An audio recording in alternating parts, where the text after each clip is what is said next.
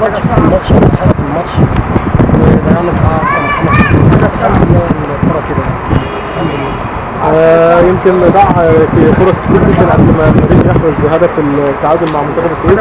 في الفترة دي ما حسيتش ان الحارس النهارده واقف ضد الفرقة.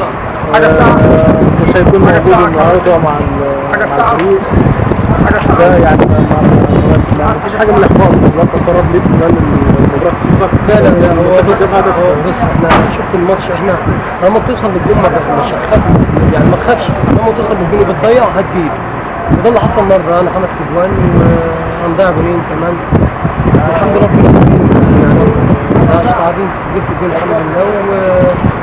واحنا عايزين بقى بعد كده استمراريه، يعني احنا مش عايزين نقف على الماتش ده، الماتش ده خلاص عدى. ولا انتوا ما تقفوش على الماتش دوت، احنا احسن، واحنا ان شاء الله السنه دي نصعد.